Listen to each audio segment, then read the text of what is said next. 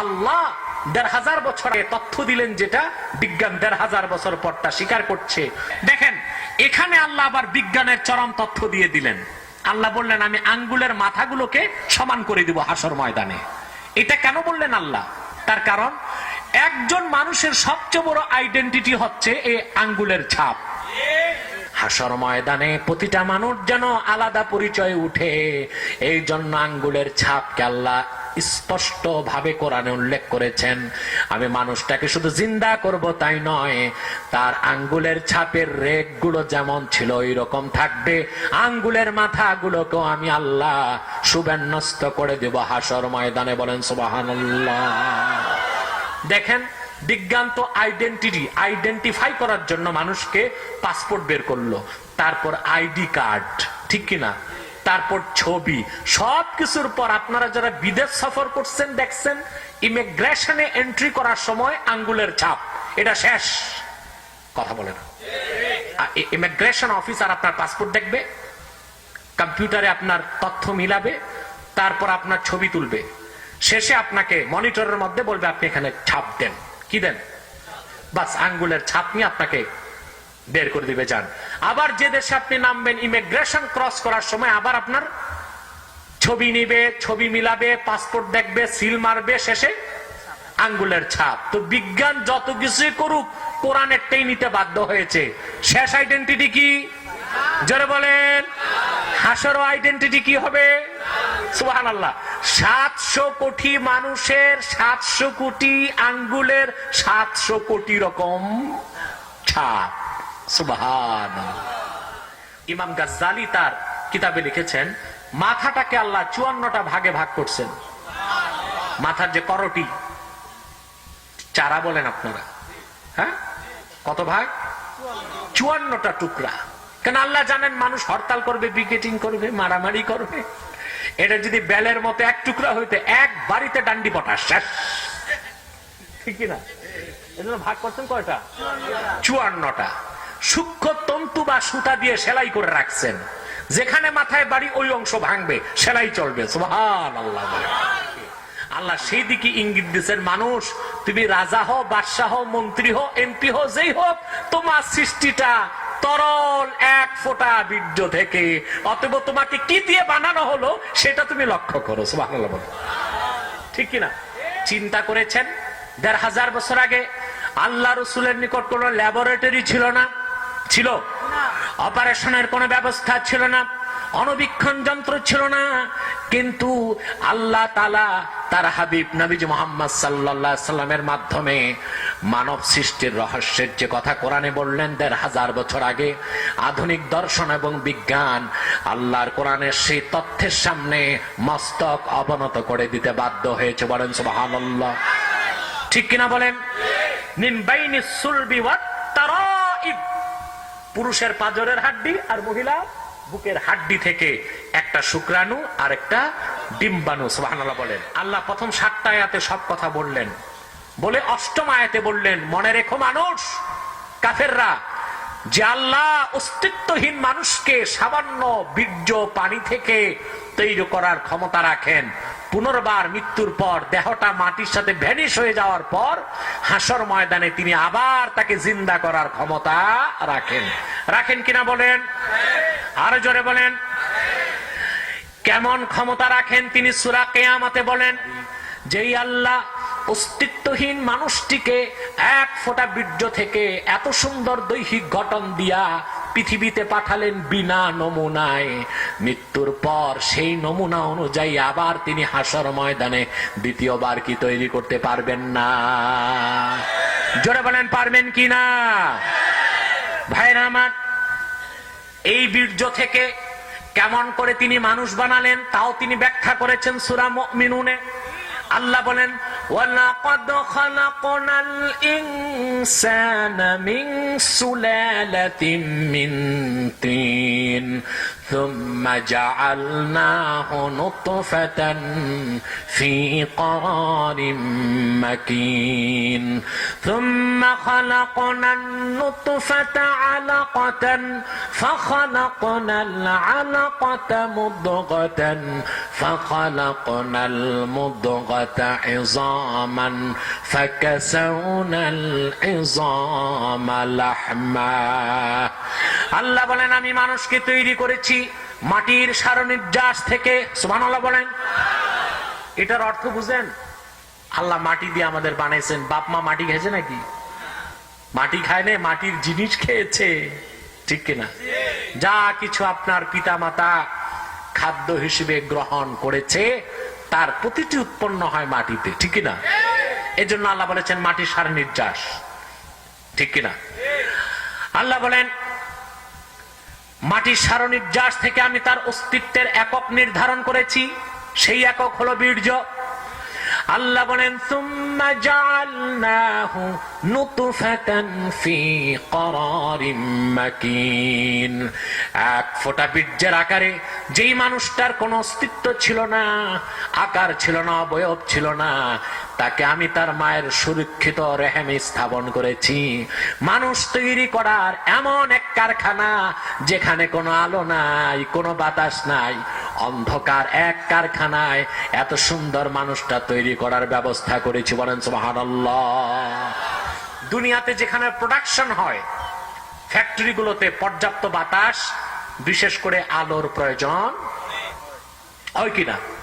আল্লাহ মানুষ বানালেন এমন এক অন্ধকার জায়গায়, সুবহানাল্লাহ, যেখানে কোনো আলো নাই, কোনো বাতাস নাই, কিন্তু সেখানে তিনি সবচেয়ে নিখুঁত সৃষ্টিকে তৈরি করেন। মানুষের চেয়ে নিখুঁত সুন্দর কোন সৃষ্টি নাই। আল্লাহর সেরা সৃষ্টি মানুষ, আল্লাহর প্রিয় সৃষ্টি মানুষ, আল্লাহর সবচেয়ে সুন্দর সৃষ্টি মানুষ। এই নিখুঁত মানুষটাকে তিনি বানান এমন এক জায়গায় যেটা অসংখ্য প্রাচীরের ভিতরে অন্ধকার, চামড়া, চামড়ার ভিতরে গোশত, গোশতের ভিতরে আবার রেহেম, রেহেমের ভিতরে মানুষ। সুবহানাল্লাহ। তুম্মা খালাকনাল মুদগাতা ইযামা, সেই গোশতের ভিতরে আবার আমি হাড় হাড্ডি তৈরি করেছি। মাথার হাড্ডি এক রকম, হাতের হাড্ডি আরেক রকম, নাকের হাড্ডি আরেক রকম, কানের হাড্ডি আরেক রকম। সুবহানাল্লাহ বলেন।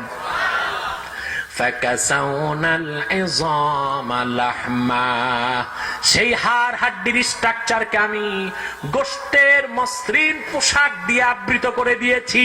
সুবহানাল্লাহ বলেন।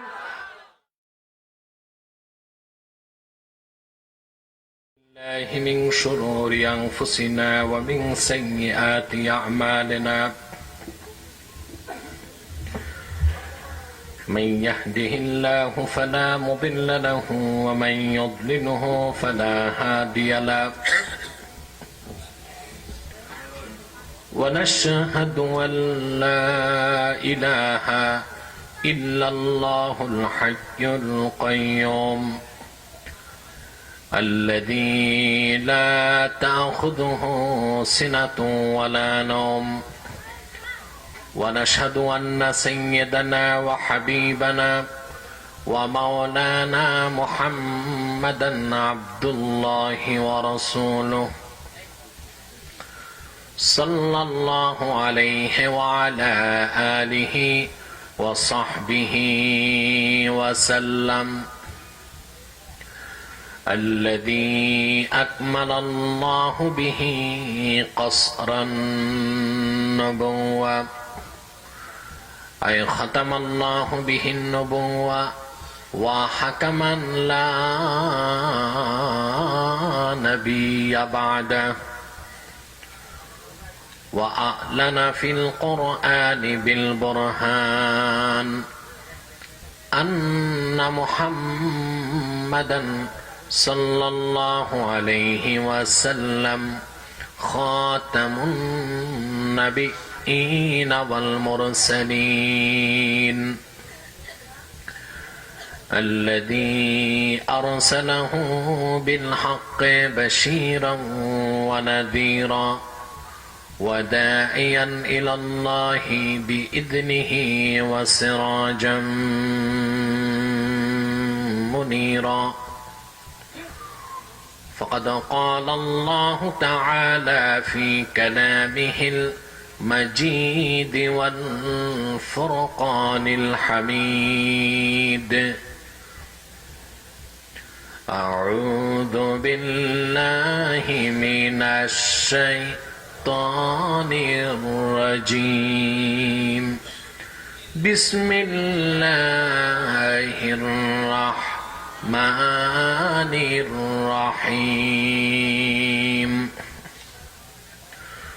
والسماء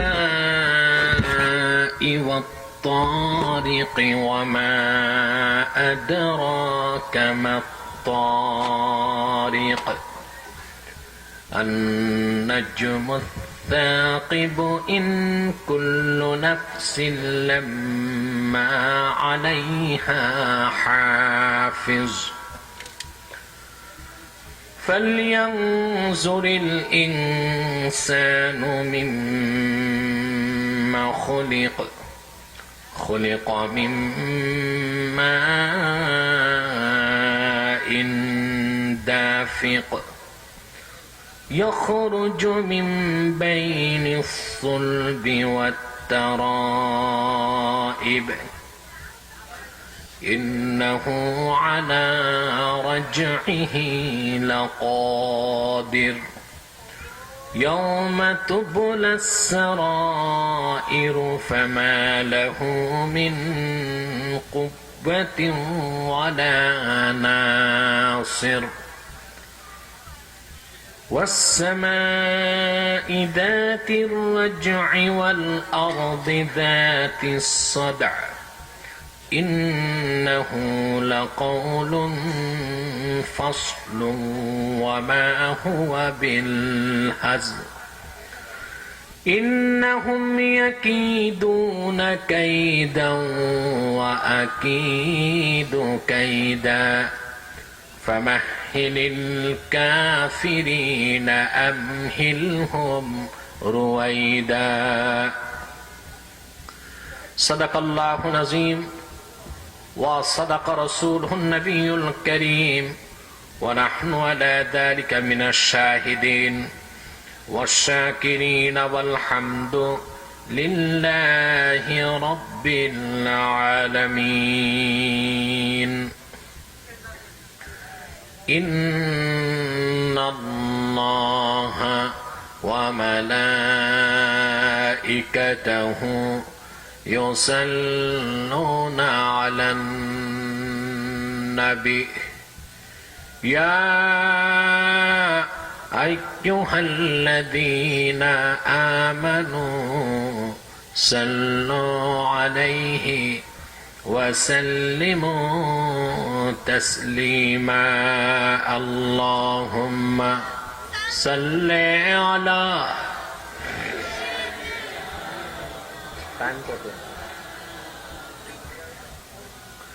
وعلى آل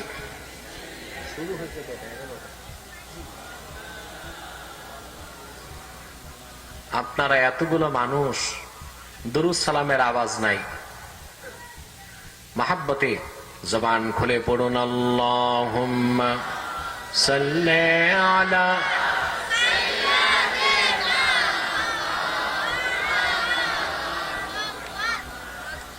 وعلى آل سيدنا مولانا محمد मेरा दिल तड़प रहा है मेरा जल रहा है सीना ये दवा वही मिलेगी मुझे ले चलो मदीना अल्लाहुम्मा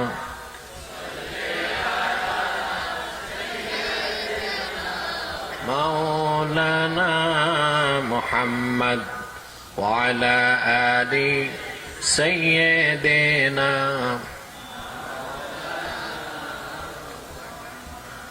मदीना मदीना मोमिनों की गुनगुना है दीदारे मदीना आशिकों की तमन्ना है अल्लाहुम्मा ঠিক আছে আর ধরো না সরায় দাও এখান থেকে وعلى آل سيدنا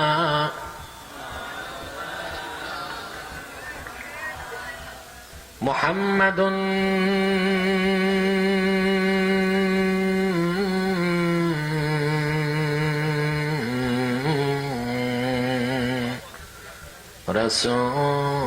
রাসূলুল্লাহ সাল্লাল্লাহু আলাইহি ওয়াসাল্লাম খাতামাল্লাহু বিহিন নবুওয়া ওয়া হাকামান লা নবিয়্যা বা'দাহু বালাগাল উলা বিকামালিহি কাশাফাদ দুজা বিজামালিহি হাসুনাত জামিউ খিসালিহি সাল্লু আলাইহি ওয়া আলিহি।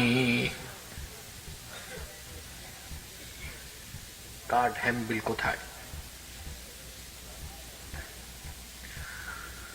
আইলপাড়া, নতুন আইলপাড়া, উত্তর হাজীগঞ্জ যুব সমাজের সমন্বিত উদ্যোগে আয়োজিত সুমহান পবিত্র ঈদে মিলাদুন নবী সাল্লাল্লাহু আলাইহি সাল্লাম উপলক্ষে 13তম বার্ষিক তাফসীরুল কোরআন মাহফিলের সম্মানিত সভাপতি,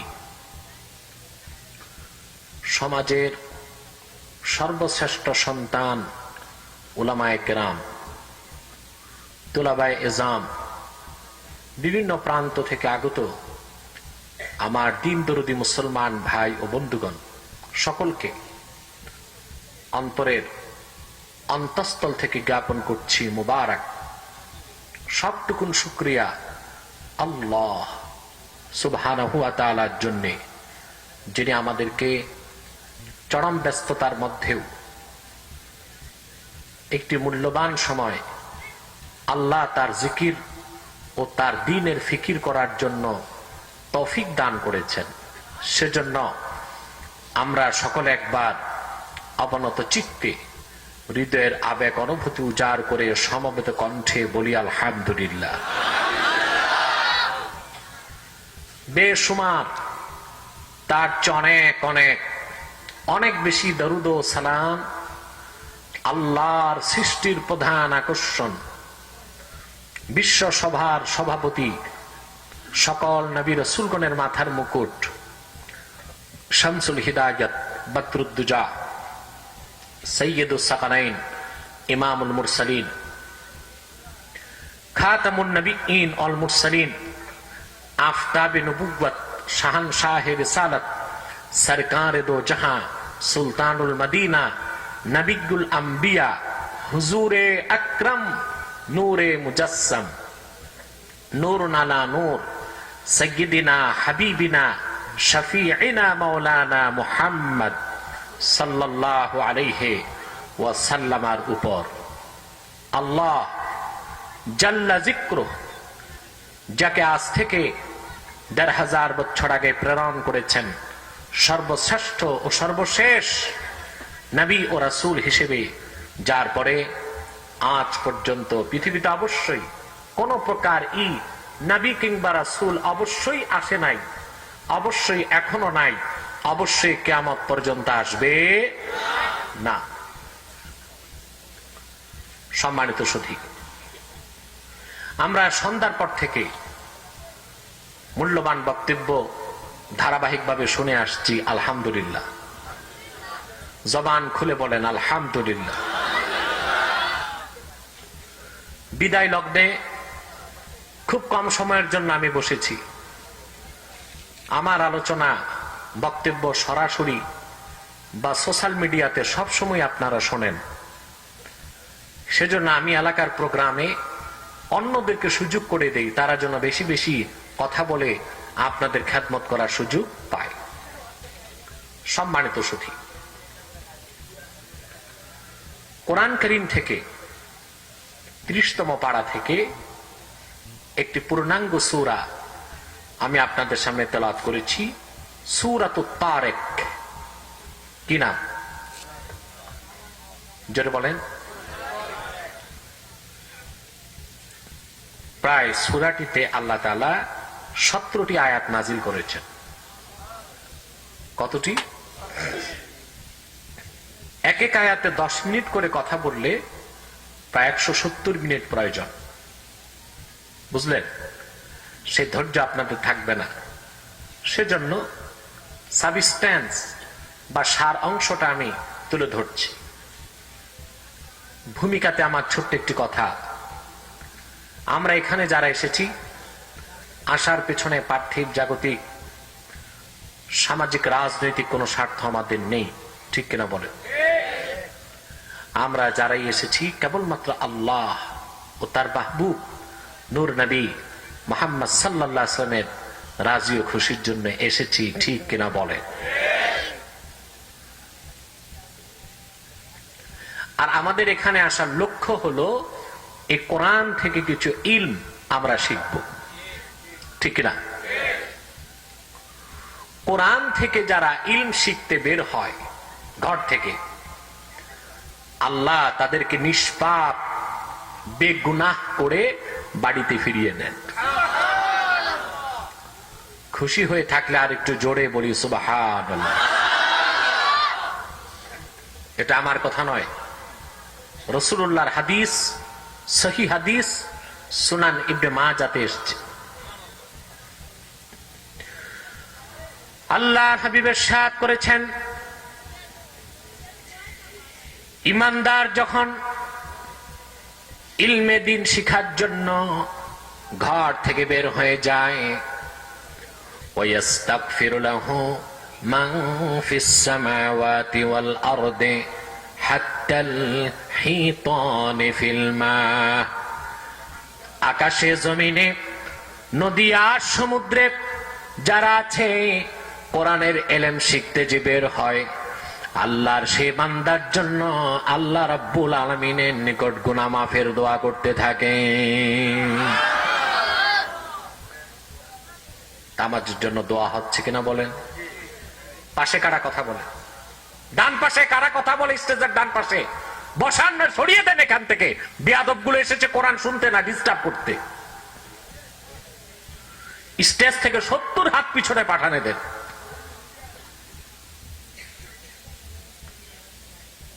যাও তোমরা নেমে যাও, সীমানায় থাকতে দিবা নাই বেয়াদব গুলোকে। আদব নাই, তমিজ নাই, চিরকালের মূর্খ। কোরআন শোনার যে আদব, এই আদবটুকুর নাই।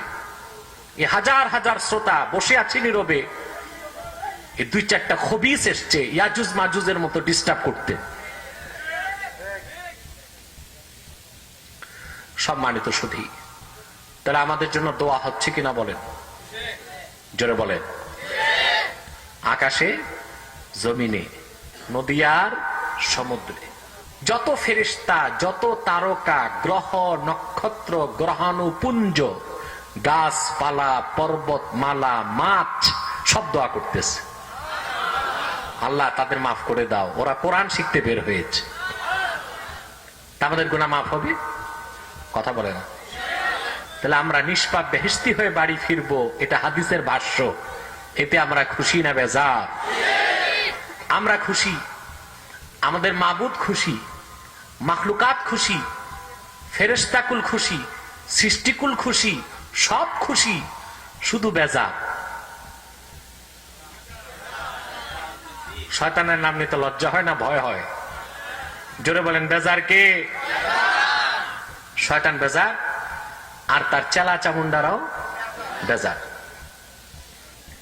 শয়তানের সব চেষ্টা ব্যর্থ হয়ে গিয়েছে, এখন একটা চেষ্টা বাকি আছে, কোন রকম মুনাজাতের আগে উঠানো যায় কিনা। আমাদের নিয়ত যদি মজবুত হয়, শয়তান আমাদের কাছে পরাস্ত হয়ে যাবে, ঠিক কিনা বলে? আমরা কি নেক নিয়ত করে অভিশপ্ত শয়তানের নাপাক গালে একটা চপেটা ঘাত করতে পারি? তাহলে আমরা নিয়ত করছি, কিছুক্ষণ পরে আজকের মুনাজাত করে গুনাহ মাফ করে নিষ্পাপ বেহেশতি আল্লাহওয়ালা হয়ে বাড়ি যেতে চাই। কারা কারা হাত তুলে আল্লাহকে দেখান।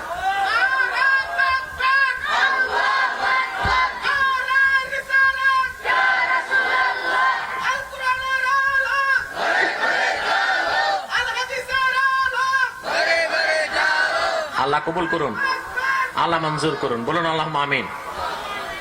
আমি সরাসরি মূল আলোচনায় প্রবেশ করছি।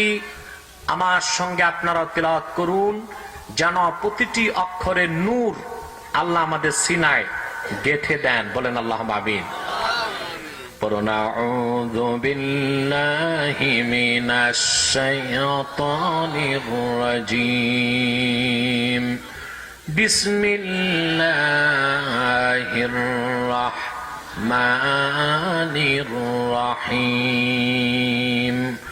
والسماء والطارق وما أدراك ما الطارق النجم الثاقب إن كل نفس لما عليها حافظ فلينظر الإنسان مما خلق من ماء دافق يخرج من بين الصلب والترائب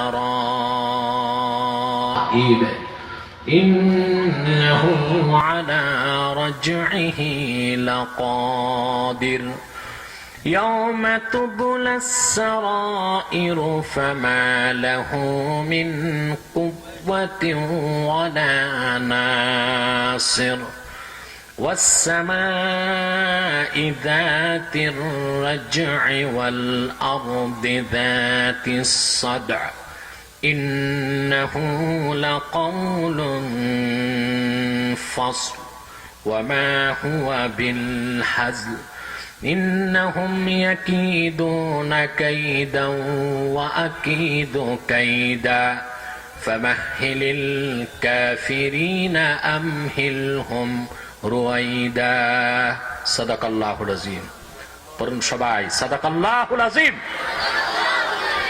ওয়া সাদাকা রাসূলুহুন নবিয়্যুল কারীম ওয়া নাহনু আলা যালিকা মিনাশ শাহিদিন ওয়াশ-শাকিরিন ওয়াল হামদু লিল্লাহি রাব্বিল আলামিন।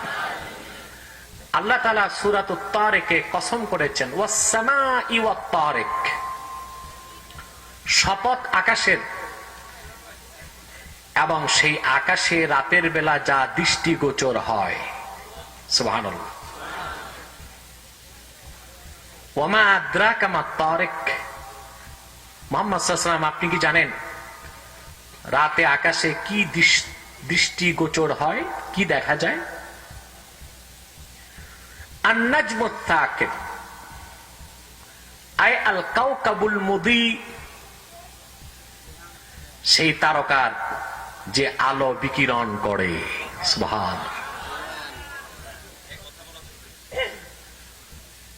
আল্লাহ তারপর আল্লাহ জবাবে কাসাম হিসেবে বলেন ইন কুল্লু নাফসিন লাম্মা আলাইহা হাফিজ, প্রতিটি মানুষের নিরাপত্তার জন্য আল্লাহর পক্ষ থেকে রয়েছে নিরাপত্তা প্রহরী। বলেন সুবহানাল্লাহ। কে বলেছেন? আল্লাহ কসম করলেন আকাশের এবং রাতে সেই আকাশে যা দৃষ্টিগোচর হয়। তারেক শব্দের ব্যাখ্যায় হাফেজ ইবনে কাসির, ফখরুদ্দিন রাজি, জালাল সুয়ুতি তিনজনের তাফসীর আমি দেখেছি, তারা লিখেছেন কুল্লু আতিন লাইলান ফাহুয়া তারেক, রাতে আকাশে যাই দেখা যায় সেটাকে তারেক বলা হয়। কি বলা হয়? প্রথম প্রশ্ন হলো আল্লাহ কসম করলেন কেন? আল্লাহর কথায় তো কারো সন্দেহ নাই, ঠিক কিনা? আল্লাহর প্রতিটি কথাই সত্য, চিরসত্য, মহাসত্য, ধ্রুব সত্য, সত্যের সত্য।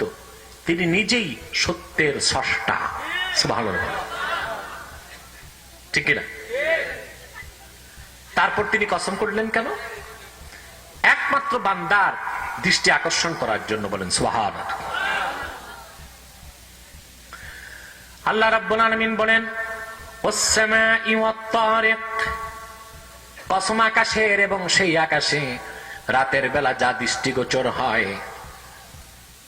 আল্লাহ বলেন ওমা আদরাকা মাত তারিক, আপনি কি জানেন সেই তারেক বা রাত্রে দৃষ্টিগোচর কি হয় আকাশে? আন-নাজমুস সাকিব, সমুজ্জ্বল তারকা। কি দৃষ্টিগোচর হয়? সমুজ্জ্বল তারকা। সুবহানাল্লাহি বিহামদিহি সুবহানাল্লাহিল আযীম। বিজ্ঞান যা পেল এখন, আল্লাহ সেই তথ্য দিলেন ১৫০০ বছর আগে। বিজ্ঞান এখন বলতেছে যে নক্ষত্রের নিজস্ব আলো আছে, গ্রহের নিজস্ব কোন আলো, কথা বুঝতেছেন? যেটা নক্ষত্র ওটা নিজস্ব আলো আছে, আর গ্রহের নিজস্ব আলো থাকে না। কথা বুঝতে পারছেন? আল্লাহ ১৫০০ বছর আগে সেই তথ্য দিলেন। তারেক হলো নাজমুস সাকিব, আয় আল কাওকাবুল মুদি, যে নিজ থেকে, নিজের শক্তি থেকে, নিজের আলো থেকে আলো ছড়ায়। বলেন সুবহান। এক একটা নক্ষত্র কত বড় হতে পারে? সূর্য একটা নক্ষত্র। সূর্য কি? জোরে বলেন। পৃথিবী একটা গ্রহ, চাঁদ একটা উপগ্রহ, ঠিক কিনা? এই দুনিয়াটা থেকে ১৩ লক্ষ গুণ বড় একটা সূর্য। যদি বুঝে থাকেন তার একটু জোরে বলেন সুবহানাল্লাহ। দুনিয়া থেকে কত বড়? মানে দুনিয়ার মতো ১৩ লক্ষ পৃথিবী গ্রহ এক করলে একটা সূর্যের সমান হবে। দুনিয়াটা আমাদের কাছে অনেক বড়, বড় না? এখন পর্যন্ত কি বিজ্ঞান উত্তর মেরুতে কি আছে সব খুঁজে পেয়েছে? দক্ষিণ মেরুতে কি আছে সব পেয়েছে? সমুদ্রের ছোট্ট একটা জায়গা বারমুদা ট্রায়াঙ্গল, নাম শুনছেন? ওখানে এখনো প্লেন ঢুকতে পারে না, তারপরে নৌকা ঢুকতে পারে না। ওখানে কি আছে বিজ্ঞান কেন তার বাপও জানে না, ঠিক কিনা বলেন? বিজ্ঞান এখনো খুব লিমিটেড, তার ক্ষমতা সীমিত, ঠিক কিনা? নাসাতে বসে বিজ্ঞান ২৭ কোটি কিলোমিটার দূরে মঙ্গল গ্রহে পানি আছে কি তা দেখতে পায়, কিন্তু মালয়েশিয়া এয়ারলাইন্সের প্লেন যে কোথায় আছে এখন পর্যন্ত খুঁজে পায় নাই। পেয়েছে? চেষ্টা তো কম করে নাই। আপনারা শুনেছেন না? মাস এয়ারলাইন্স, যেটা মাস মালয়েশিয়ান এয়ারলাইন্স, তার একটা প্লেন সমুদ্রে নিখোঁজ হয়েছে। আজকে ২ বছর হয়ে যায়। ১৩০টি দেশের বিজ্ঞানী একত্রিত হয়ে ৬ মাস সাগরে, মহাসমুদ্রে তল্লাশি করলো, বিমানটিকে খুঁজেও পেল।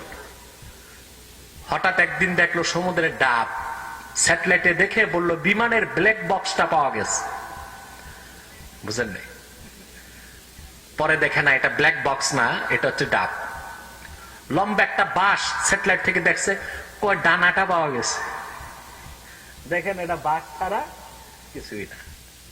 বিজ্ঞান খুব সীমিত, তার ক্ষমতা সসীম। অসীমের কাছে সসীম বিজ্ঞান সব সময় মস্তক অবনত করবে, এটাই তো চির সত্য, ঠিক কিনা বলে? দুনিয়াটা আমাদের কাছে বড়, আল্লাহর কাছে কতটুকু? রাসূলুল্লাহ বলেছেন লাউ কানাতিদ দুনিয়া তা'দিলু ইনদাল্লাহি জানাহা বাউদাতিন মা সাকা কাফিরাম মিনহা শারবাতান। সারাটি দুনিয়া যদি আমার আল্লাহর নিকট একটি মশার ডানার সমানও হতো, আমার আল্লাহ রাব্বুল আলামিন কোন কাফের মুশরিক বেঈমান রাম বাম নাস্তিককে এক ঢোক পানি পান করাতেন না। সারাটা দুনিয়া আমার মাবুদ বারহাক আল্লাহর কাছে একটি মশার ডানা সমানও নয়। এই দুনিয়া থেকে ১৩ লক্ষ গুণ বড় হলো একটা নক্ষত্র সূর্য। সূর্যের চেয়েও হাজার হাজার গুণ বড় নক্ষত্র, একটি দুইটি নয়, বিলিয়ন বিলিয়ন বিলিয়ন তৈরি করে আল্লাহ আকাশে রেখে দিয়েছেন। বলেন সুবহান। যেটা আলো ছড়ায় ওটা নাজমুস সাকিব। ওটা কি? সমুজ্জ্বল তারকা। বলেন সুবহানাল্লাহ।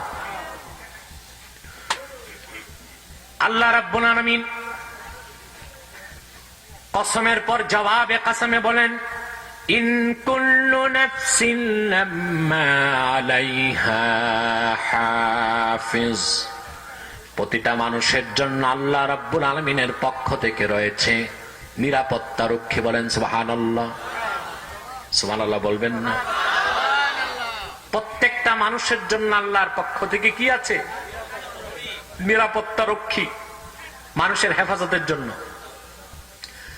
আল্লাহর পক্ষ থেকে যদি প্রতিটি মানুষকে নিরাপত্তা দেওয়া না হতো, তাহলে এই পৃথিবীতে মানুষ এক সেকেন্ড জীবিত থাকতে পারত।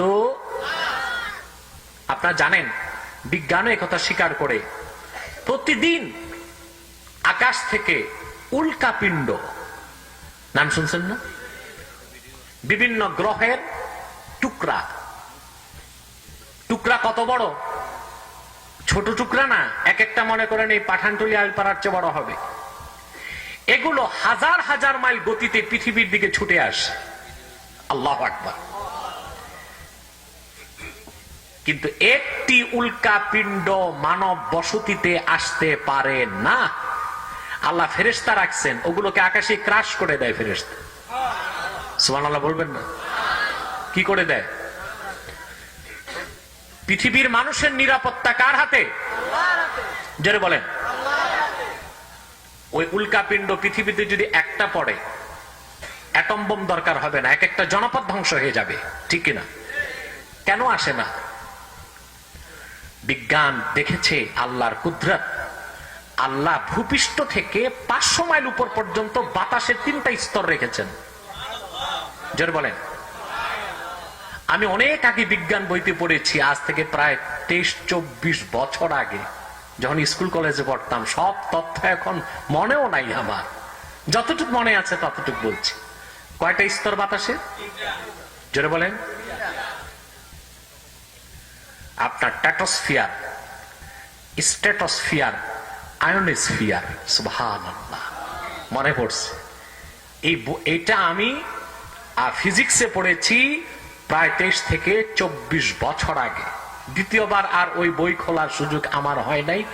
কোরআনের বরকতে আমার মনে পড়ে গেছে।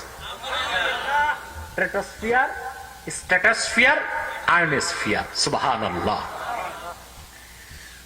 বিমান, হেলিকপ্টার, এগুলো ট্র্যাটোস্ফিয়ার, স্ট্র্যাটোস্ফিয়ার পার হতে পারে। আয়োনোস্ফিয়ারে কোনো বিমান যেতে, এর জন্য বিমান সর্বোচ্চ 40,000 ফুট, হাইস্ট 47,000 ফুট উপরে উঠতে পারে। এরপর সেখানে এসে পর্যাপ্ত বাতাস পাবে না। আল্লাহ 3 স্তরে বাতাস রেখেছেন। আয়োনোস্ফিয়ারটা 500 মাইল উপরে। কত? যে কোনো উল্কাপিণ্ড, গ্রহ, গ্রহের টুকরা আয়োনোস্ফিয়ারে আসলে ঘর্ষণে আল্লাহ আগুন ধরায় দেন। আল্লাহু আকবার বলেন। জ্বলতে জ্বলতে আসে নিচের দিকে, নিচে আসলে আবার ট্র্যাটোস্ফিয়ার, স্ট্র্যাটোস্ফিয়ারে বাতাস তাকে ঘষে আগুন ধরায়া, জ্বালায়া, ছাই বানায় মাটিতে পাঠায় দেয়। সেজন্য আল্লাহ বলেন, ইন কুল্লু নাফসিন লাম্মা আলাইহা হাফিজ, প্রতিটি মানুষের জন্য আল্লাহ নিরাপত্তার ব্যবস্থা রেখেছেন। বলেন সুবহানাল্লাহ। তিনি যদি মানব জাতির উপর থেকে তার নিরাপত্তার চাদর উঠায় নেন, 1 সেকেন্ডের জন্য এই ভূপৃষ্ঠে কোনো মানুষ বসবাস করতে পারবে না। প্রতিটা মানুষের মাথার উপর আল্লাহ বাতাসের চাপ রেখেছেন, সেটা 27 মণ। আসলে কবরস্থান কাছে তো, শ্রোতার মধ্যে মুর্দারের সোহবত চলে আসছে, আওয়াজ নাই নাকি? মুর্দারের সোহবত আসছে, তা আওয়াজ কোথায় গেল? আওয়াজ করে বলি সুবহানাল্লাহ। কণ্ঠের জড়তা দূর করে আরেকবার বলি আলহামদুলিল্লাহ। আল্লাহু আকবার কবীরা। প্রতিটি মানুষের মাথায় বাতাসের চাপ আছে 27 মণ। কেন এটা আল্লাহ দিয়ে রাখছেন? আপনারা জানেন, মহাকর্ষ সব সময় টানে সব জিনিস। কি করে? সুবহানাল্লাহ। সূর্যের সাথে পৃথিবীর আকর্ষণ আছে, এই জন্যই পৃথিবীর সূর্যের বলয় ছেড়ে দূরে যেতে পারে না। সূর্য তাকে টেনে রেখেছে। ঠিক কিনা? পৃথিবীতে প্রতিটা জিনিস মহাকর্ষের আকর্ষণে উপরে চলে যেত যদি আল্লাহ পাওয়ার অফ গ্রেভিটেশন না রাখতেন, মধ্যাকর্ষণ শক্তি না রাখতেন। আর মানুষ যেন মহাকর্ষের টানে উপরে না চলে যায়। প্রতিটা মানুষের উপর 27 মণ বাতাসের চাপ, সুবহানাল্লাহ বলবেন না? ওই কাজে এক ফেরেশতা আছে। আকাশের উল্কাপিণ্ডকে বাতাসে ক্রাশ করে দেওয়ার জন্য ফেরেশতা নিয়োজিত আছে, সুবহানাল্লাহ বলবেন না? আছে কিনা? জওহারাতুন নাইয়ারাতে লেখক লিখেন, প্রত্যেকটি মানুষের নিরাপত্তার জন্য আল্লাহ পাক আগে পিছে 6 জন করে ফেরেশতা নিয়োজিত রেখেছেন। প্রাকৃতিক যে কোনো দুর্যোগ, যে কোনো আঘাত, যে কোনো অ্যাটাক থেকে বাঁচাবার জন্য ফেরেশতা তাকে প্রোটেকশন দেয়। মানুষ যখন ঈমানের সাথে নেক আমলে থাকে, ফেরেশতা বেশি তার কাজ করে দেয়। আর এমন কিছু বদামল আছে যা যখন করলে বান্দা, ফেরেশতা তার থেকে সরে যায়। প্রতিটি মানুষের নিরাপত্তার জন্য আগে পিছে কয়জন ফেরেশতা? পিছে 3 জন, সামনে 3 জন। এদের কাজ যে কোনো প্রাকৃতিক দুর্যোগ, যে কোনো হামলা, যে কোনো অ্যাটাক, যে কোনো আক্রমণ থেকে আল্লাহর বান্দাকে সে রক্ষা করবে। বলেন সুবহানাল্লাহ, জোরে বলেন সুবহানাল্লাহ। তা আমাদের হেফাজত কে করেন? ফেরেশতার মাধ্যমে প্রতিটা মানুষকে আল্লাহ নিরাপত্তা দিচ্ছেন। বলেন সুবহানাল্লাহ। আমরা যখন আল্লাহ প্রদত্ত নিরাপত্তা রক্ষীকে সরায় দেই, তখনই আযাব, গজব আর বিপদ আসে। আমরা কিভাবে সরাই? ফেরেশতা সবচেয়ে কষ্ট পায় গন্ধ। এই জন্য যারা ধূমপান করে, সিগারেট, শুরবুত তাদখিন, সিগারেট টানে, ওদের কাছে ফেরেশতা থাকে না। এটা হচ্ছে প্রথম কারণ। কথা বুঝতে পারছেন? যত নেশাখোর, শরাবখোর, গাঁজা, চরস, আফিম, ভাং, ইয়াবা, বাবা, গাঁজা, এগুলো যারা খায়, ওরা আল্লাহ প্রদত্ত ফেরেশতার নিরাপত্তা থেকে বঞ্চিত হয়। কথা বুঝতে পারছেন? কারণ কিতাবের মধ্যে এসছে, ইন্নাল মালাইকাতা তাতাআযী মিম্মা ইয়াতাআযী মিনহু ইবনু আদম। ইন্নাল মালাইকাতা তাতাআযী মিম্মা ইয়াতাআযী মিনহু ইবনু আদম। মানুষ যাতে কষ্ট পায়, ফেরেশতাও তাতে কষ্ট পায়। তো সিগারেট খেলে মানুষ কষ্ট পায় কিনা? কথা বলেন। তো ফেরেশতা কষ্ট পায়। আর ফেরেশতা যেখানে কষ্ট পায় সেখানে থাকে না। তাহলে যত নেশাখোর, সিগারেটখোর, ওরা আল্লাহর প্রদত্ত নিরাপত্তা থেকে বঞ্চিত। ঠিক কিনা বলেন? সিগারেটে মানুষ খুব কষ্ট পায়। আমি দেখেছি যারা চেইন স্মোকার, একটার পিছে একটা ধরায়, আছে না? এদের মুখ থেকে বাচ্চাদের পেশাবের গন্ধ আসে। এদের বউ কেমন করে এদের সাথে সংসার করে সেটাই বুঝে পাই না। উৎকট গন্ধ। যখন আমাদের সাথে দেখা করতে আসে, তো কুলি করে লেবেন চোষ চুষতে চুষতে আসে, তখন ওই সিগারেটের নিকোটিনের গন্ধ আর লেবেন চোষ, এটার গন্ধ কম্বাইন্ড হয়ে আরো বিশ্রী গন্ধ বের হয়। কথা বলেন। এটা এতটাই এনভায়রনমেন্ট পলিউশনের জন্য সিগারেট এতটাই দায়ী যে গভর্নমেন্ট বাংলাদেশের আইন করেছিল, প্রকাশ্যে সিগারেট পান করলে 50 টাকা জরিমানা। শুনছিলেন আপনারা? অবশ্য সেই আইন এখন সচিবালয়ের ফ্রিজে আছে। কোথায় আছে? এই আইন কেউ মানে না এখন দেশে, পুলিশও মানে না। ঠিক কিনা? আমার একটা কৌতুক জানা আছে। এক রিক্সাওয়ালা, ওরা তো আইনের খবর নাই, ঠিক কিনা? সংসারের বোঝা টানতে তো জীবন শেষ। রিক্সা টিক্সা জমা দিয়ে গুলিস্তান দাঁড়িয়ে পেশাব করছে, আর এক হাতে সিগারেট টানতেছে। একসাথে দুই কাজ, ইনপুট এন্ড আউটপুট। পুলিশ যে পিছন দিক দিয়ে ধরছে, পুলিশের মুখ তো খারাপ। হারামজাদা, তুই জানোস না আইন হয়েছে 50 টাকা ফাইন সিগারেট খাইলে প্রকাশ্যে? রিক্সাওয়ালারও তো মুখ খারাপ, সেও দিচ্ছে এক গালি। তাকায় দেখে পুলিশ কয়, স্যার থুকু থুতু থুকু। আমি আপনাকে দেখি নাই। যাক, তুই সিগারেট পান করলি প্রকাশ্যে, তোর 50 টাকা ফাইন। স্যার, টাকা পয়সা সব জমা রেখে বের হয়েছি, টাকা পয়সা নাই এখন, মারতে পারেন, টাকা দিতে পারবো না। তুই ঠিক আছে, 5 টাকা আমারই দে। স্যার 5 টাকাও নাই। কি আছে? স্যার আকিস বিড়ি আছে, পুরা প্যাকেট পুলিশ নিছে। স্যার পুরাটা নিলে আমি রাতে খাবো কি? একটা নেন। একটাই নিছে। কত ম্যাচ দে সিগারেট ধরাই। স্যার ম্যাচ নেই, আমারটার থেকে ধরান। চিন্তা করছেন? আইন প্রণেতা আর আইন গ্রহীতা এক কাতারে সামিল হয়ে গেছে। বাংলাদেশে আইন হয় ঠিক, তার ব্যবহার এবং প্রয়োগ হয় না। সেজন্যই এ দেশে আইনও প্রণয়ন হচ্ছে, প্রশাসন মজবুত হচ্ছে, সন্ত্রাস, মাদকতা, অন্যায়, দুর্নীতিও সমান হারে বাড়ছে। ঠিক কিনা বলেন? তাহলে মানুষের নিরাপত্তায় নিয়োজিত ফেরেশতা সরে যায়, প্রথম কারণ কি?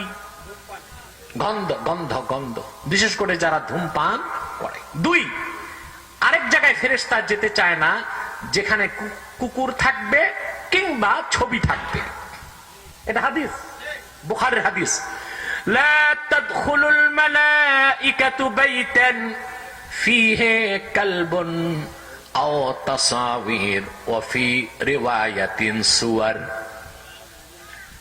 যে ঘরে কুকুর থাকবে কিংবা ছবি থাকবে সেই ঘরে ফেরেশতা প্রবেশ করবে না। এখন আপনারা আপনাদের ঘরগুলোতে প্রচুর ছবি রাখেন। এখন তো সব শিক্ষা প্রতিষ্ঠানে বাধ্যতামূলক ছবি রাখতেই হবে। কথা বলেন। ছবি না রাখলে রেজিস্ট্রেশন বাদ, প্রিন্সিপালের চাকরি বাদ। বাধ্য হয়ে আলিয়া মাদ্রাসার শিক্ষকরা মাথার উপর বড় বড় ছবি টাঙ্গায় বসে আছে। কথা বলেন। তো ছবি টাঙ্গালেন, ফেরেশতা ভাগাইলেন। কথা বলেন। আবার অনেকের বাড়িতে দেখা যায় কুকুর, কুত্তা। যারা গরিব ওরা বাংলাদেশের তা রাখে, সরাইলের কুত্তা। যেগুলো একটু হারাম পয়সা আছে ওটা বিলাতি কুত্তা আনে। মিয়া কুত্তা তো কুত্তাই, ওইটা আমেরিকার হোক আর বিলাতের হোক আর সরাইলের হোক। কথা বলেন। কুত্তা পালতে পালতে বাংলাদেশের কিছু এলিট পার্সন, অ্যারিস্টোক্র্যাট সিটিজেন আছে না কিছু, ওরা কুত্তার মতো হয়ে গেছে। নিজের কোলের বাচ্চাটা দেয় গাড়িতে, বুয়ার হাতে, আর কুত্তাটা কোলে নিয়ে গাড়িতে বসে। কথা বলেন। কোথায় গেছে মানুষ? তোমার পালতেই হয়, ভালো জিনিস পালো, বিড়াল পালো, ঠিক না? বকরি পালো। মহাত্মা গান্ধীর মতো মানুষ দুনিয়ার যেখানে গেছে বকরি নিয়ে গেছে। ছাগল, সবসময় ছাগল রাখতো মহাত্মা গান্ধী, জানেন আপনারা? জানেন না? মহাত্মা গান্ধী দুনিয়ার যেখানে গেছে ছাগল নিয়ে গেছে। প্লেনে ছাগলের টিকিট থাকতো একটা। হাসেন কেন? এটা বাস্তব কথা। যতবার লন্ডন গেছে মহাত্মা গান্ধী তার বউ নেয় নাই, ছাগল নিছে। যখন দেশ ভাগের আগে কলকাতাতে রায়ট চলছিল, তখন বাংলাদেশও রায়ট শুরু হয়েছিল। রায়ট থামাবার জন্য মহাত্মা গান্ধী বাংলাদেশে এসেছিল নোয়াখালীতে। কথা বুঝতেছেন? ওখানে এসে আবার এক হিন্দু মহিলার প্রেমে পড়ে 2 মাস তিনি এখানেই থাকলেন। ঘুরতে ঘুরতে গেলেন ফেনীতে, বুঝেন নাই? ওখানে যাওয়ার পর বাংলাদেশের এক চোর এ ছাগল চুরি করে নিয়ে গেছে। সেই থেকে জায়গার নাম হয়ে গেল ছাগল নাইয়া। আমি বলবো মহাত্মা গান্ধীর মতো একটা অমুসলিম মুশরিক ছাগল ভালোবাসছে, আর তথাকথিত মুসলমান কুত্তা ভালোবাসতেছে। ঠিক কিনা বলে? এই কুকুর আর ছবি যতদিন আমাদের দফতরে থাকবে, আমাদের বাড়িতে, আমাদের ঘরে, আমাদের প্রতিষ্ঠানে থাকবে, রহমতের ফেরেশতা আসবে না, রহমত আসবে না, বরকত হবে না। ঠিক কিনা বলে? কথা বুঝতেছেন? রহমতের ফেরেশতা আসবে না, আর যেখানে কুকুর যেখানে ছবি, যেখানে কুকুর যেখানে ছবি, ওইখানে রহমতের ফেরেশতা আসবে না। আর রহমতের ফেরেশতা যেখানে থাকবে না, রহমতও থাকবে না। রহমত যেখানে থাকবে না, ওখানে বরকত থাকতে পারে না। কথা বলেন। আমার আব্বা হুজুর রহমতুল্লাহর মুখে শুনেছিলাম, এক নাস্তিক এক আলেমকে বলছে, ঠিক আছে, ভালো বুদ্ধি পাইছি। সে তার বেডরুমে তার প্রচুর ছবি টাঙ্গায় 8-10টা কুত্তা বেঁধে দিছে। তো তার মুরব্বী তাকে জিজ্ঞেস করলো, কি ব্যাপার, ঘরে এত ছবি এত কুত্তা কেন? শুনছি যেই ঘরে কুত্তা থাকে, ছবি থাকে, ফেরেশতা আসে না, তো ঘরে কুত্তা থাকবে, ছবি থাকবে, আজরাইলও আসবে না।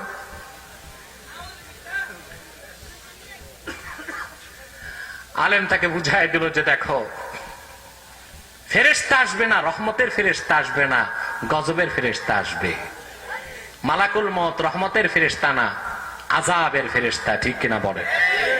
তাহলে প্রতিটি মানুষের নিরাপত্তার জন্য আল্লাহর পক্ষ থেকে ফেরেশতা নিয়োজিত আছে।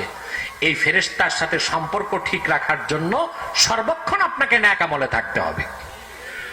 আল্লাহ রাব্বুল আলামিন বলেন, ইন কুল্লু নাফসিন লাম্মা আলাইহা হাফিজ ফালইয়ানজুরিল ইনসানু মিম্মা খুলিক। মানুষের দেখা উচিত কোন জিনিস থেকে তাকে তৈরি করা হয়েছে। সুবহানাল্লাহ বলেন। মানুষের চিন্তা করা দরকার কোন জিনিস থেকে তাকে সৃষ্টি করা হয়েছে। আল্লাহ বলেন কোন জিনিস থেকে? খুলিকা মিন মাইন দাফিক। তার পিতামাতার প্রক্ষিপ্ত বীর্য থেকে তাকে তৈরি করা হয়েছে। ঠিক না? প্রক্ষিপ্ত বীর্য থেকে। আল্লাহ কথাটি কোরআনের বিভিন্ন জায়গায় বলেছেন। একই কথা আল্লাহ সূরাতুদ দাহরে বলেন, হাল আতা আলাল ইনসানি হিনুম মিনাদ দাহরি লাম ইয়াকুন শাইআম মাযকুরা ইন্না খালাকনাল ইনসানা মিন নুতফাতিন আমশাজ নাবতালিহি ফাজআলনাহু সামিআম বাসীরা। আল্লাহ রাব্বুল আলামিন বলেন, মানুষের জীবন পরিক্রমায় এমন একটি সময় কি অতিবাহিত হয় নাই যখন মানুষটি উল্লেখযোগ্য কোন বস্তু ছিল না, তার নাম ছিল না, গন্ধ ছিল না, বর্ণ ছিল না, বংশ ছিল না। আল্লাহ বলেন এ মানুষটাকে ইন্না খালাকনাল ইনসানা মিন নুতফাতিন আমশাজ। ইমাম সিয়ুতি জালালাইনে ব্যাখ্যা করেন, মিন নুতফাতিন আমশাজ আই মিন নুতফাতিল আবি ওয়াল উম্মি মিন নুতফাতিন মুখাল্লাতাইনে মিন নুতফাতিল আবি ওয়াল উম্মি। আল্লাহ বলেন আমি মানুষকে পিতা মাতার উভয়ের যৌথ মিশ্রিত বীর্য থেকে মানুষকে তৈরি করেছি। বলেন সুবহানাল্লাহ। নাবতালিহি ফাজআলনাহু সামিআম বাসীরা। সেই মানুষটিকে আমি শ্রবণ শক্তি দান করেছি, দেখার শক্তি দান করেছি, তাকে পরীক্ষা করার জন্য সে আমার প্রতি ঈমান আনে। ঈমানের পথে অগ্রসর হয় না, কুফরের পথে অগ্রসর হয়। বলেন নাউজুবিল্লাহ। মানুষকে আল্লাহ বীর্য থেকে তৈরি করেছেন, পিতার বীর্য, মায়ের বীর্য। সুবহানাল্লাহ বলেন। একই কথা আল্লাহ তাআলা সূরা কিয়ামতে বলেন। আল্লাহ বলেন আয়াহসাবুল ইনসানু আইয়ুতরাকা সুদা।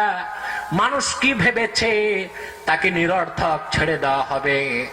আল্লাহ বলেন আলাম ইয়াকুন নুতফাতাম মিন মানিয়্যুমনা থুম্মা কানা আলাকাতান ফাখালাকা ফাসাওয়া ফাজআলা মিনহু আয-যাওজাইনি الذكر والأنثى أليس ذلك بقادر على أن يحيي الموتى।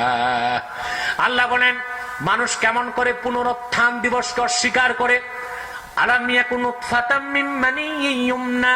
সে কি তার পিতার প্রক্ষিপ্ত বীর্যের একটা ফোঁটাই ছিল না? আল্লাহ বলেন সেই ফোঁটা থেকে আমি তাকে রক্তপিণ্ডে পরিণত করেছি, হাড় হাড্ডি দিয়ে সমতা নির্ণয় করে তাকে আমি দুনিয়ায় পাঠিয়েছি। তার থেকে আবার দুইটা ধারা তৈরি করেছি, একটা পুরুষ আর একটা নারী।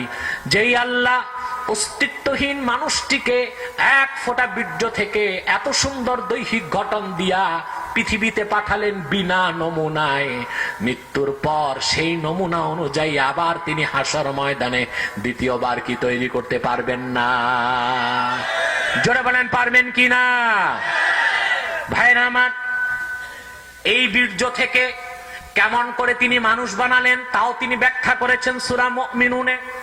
আল্লাহ বলেন, ওয়ালাকাদ খালাকনাল ইনসানা মিন সুলালাতিন মিন তিন সুম্মা জাআলনাহু নুতফাতান ফি ক্বারারিম মাকিন সুম্মা খালাকনান নুতফাতা আলাকাতান ফাখালাকনাল আলাকাতা মুদগাতান ফাখালাকনাল মুদগাতা ইযামান ফাকাসাউনা আল ইযামা লাহমা।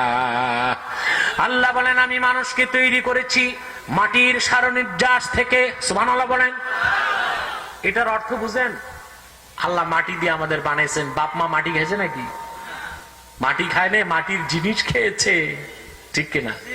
যা কিছু আপনার পিতা মাতা খাদ্য হিসেবে গ্রহণ করেছে তার প্রতিটি উৎপন্ন হয় মাটিতে, ঠিক কিনা? এই জন্য আল্লাহ বলেছেন মাটির সারনির্যাস, ঠিক কিনা? আল্লাহ বলেন, মাটির সারনির্যাস থেকে আমি তার অস্তিত্বের একক নির্ধারণ করেছি, সেই একক হলো বীর্য। আল্লাহ বলেন, সুম্মা জাআলনাহু নুতফাতান ফি ক্বারারিম মাকিন। এক ফোঁটা বীর্যের আকারে যেই মানুষটার কোনো অস্তিত্ব ছিল না, আকার ছিল না, অবয়ব ছিল না, তাকে আমি তার মায়ের সুরক্ষিত রেহেমে স্থাপন করেছি। মানুষ তৈরি করার এমন এক কারখানা যেখানে কোনো আলো নাই, কোনো বাতাস নাই, অন্ধকার এক কারখানায় এত সুন্দর মানুষটা তৈরি করার ব্যবস্থা করেছি। বলেন সুবহানাল্লাহ। দুনিয়াতে যেখানে প্রোডাকশন হয়, ফ্যাক্টরিগুলোতে পর্যাপ্ত বাতাস, বিশেষ করে আলোর প্রয়োজন হয় কিনা? আল্লাহ মানুষ বানালেন এমন এক অন্ধকার জায়গায়, সুবহানাল্লাহ, যেখানে কোনো আলো নাই, কোনো বাতাস নাই, কিন্তু সেখানে তিনি সবচেয়ে নিখুঁত সৃষ্টিকে তৈরি করেন। মানুষের চেয়ে নিখুঁত সুন্দর কোন সৃষ্টি নাই। আল্লাহর সেরা সৃষ্টি মানুষ, আল্লাহর প্রিয় সৃষ্টি মানুষ, আল্লাহর সবচেয়ে সুন্দর সৃষ্টি মানুষ। এই নিখুঁত মানুষটাকে তিনি বানান এমন এক জায়গায় যেটা অসংখ্য প্রাচীরের ভিতরে অন্ধকার, চামড়া, চামড়ার ভিতরে গোশত, গোশতের ভিতরে আবার রেহেম, রেহেমের ভিতরে মানুষ। সুবহানাল্লাহ। অঙ্গ, আপনি ঘুমায় নাকি? ঘুমান। অঙ্গ প্রত্যঙ্গ সেটিং এ কোনো ভুল হয়? দেখছেন কোন সময় নাক পিছনে গেছে, চোখ দুটা বগলের নিচে, কথা বলে না, মুখটা নাভির উপরে, তাহলে আপনি কি সমস্যায় পড়তেন? হ্যাঁ, খাদ্য নিয়ে আগে পিছনে বগল তুলে দেখতেন কি, নাকে নিয়ে শুনতেন কি, ঠিক কিনা? নাভির নিচে ভরতেন, কোন সেটিং এ তার ভুল নাই। সুবহানাল্লাহ। আল্লাহ বলেন, সুম্মা জাআলনাহু নুতফাতান ফি ক্বারারিম মাকিন সুম্মা খালাকনান নুতফাতা আলাকা। আল্লাহ বলেন, আমি 40 দিন পর সেই বীর্যটাকে রক্তপিণ্ডে পরিণত করেছি। বলেন সুবহানাল্লাহ। সুম্মা খালাকনাল আলাকাতা মুদগাহ। আবার সেই গোশত রক্তপিণ্ডকে 40 দিন পরে আমি গোশতপিণ্ডে পরিণত করেছি। সুম্মা খালাকনাল মুদগাতা ইযামা। সেই গোশতের ভিতরে আবার আমি হাড় হাড্ডি তৈরি করেছি। মাথার হাড্ডি একরকম, হাতের হাড্ডি আরেক রকম, নাকের হাড্ডি আরেক রকম, কানের হাড্ডি আরেক রকম। সুবহানাল্লাহ বলেন।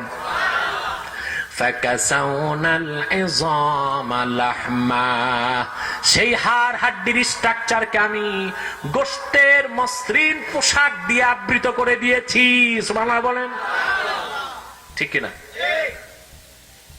ইমাম গাজ্জালি তার কিতাবে লিখেছেন, মাথাটাকে আল্লাহ 54টা ভাগে ভাগ করছেন।